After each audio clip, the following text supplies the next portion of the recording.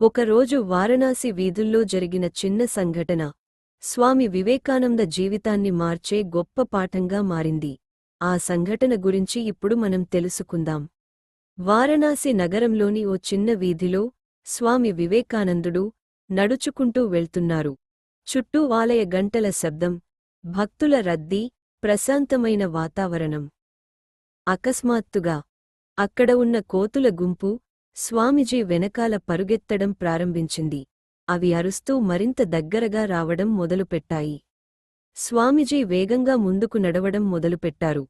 కాని ఎంత వేగంగా వెళ్ళినా కోతులు ఇంకా వెంబడిస్తూనే ఉన్నాయి. ఆ క్షణంలో ఆయనకి భయం వేసింది. అప్పుడే అక్కడ ఉన్న ఓ వృద్ధ సన్యాసి గట్టిగా అరిచాడు, "పరుగెత్తకు, వాటిని ఎదుర్కో." ఆ మాటలు విన్న వెంటనే స్వామి వివేకానందుడు ఆగిపోయారు.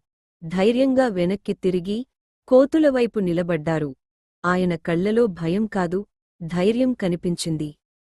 స్వామిజీ ధైర్యాన్ని చూసిన కోతులు ఒక్కొక్కటిగా వెనక్కి తగ్గాయి. కొన్ని క్షణాల్లో అవన్నీ అక్కడినుంచి పారిపోయాయి. ఆ రోజు స్వామి వివేకానందుడు ఒక గొప్ప పాఠం నేర్చుకున్నారు. జీవితంలో సమస్యలు, భయాలు, కష్టాలు మనల్ని వెంబడించే కోతుల్లాంటివి. మనము పారిపోతే అవి ఇంకా వెంటపడతాయి. కాని ధైర్యంగా ఎదుర్కొంటే అవే వెనక్కి వెళ్ళిపోతాయి. భయాన్ని చూసి పారిపోవద్దు, ధైర్యంగా ఎదుర్కో.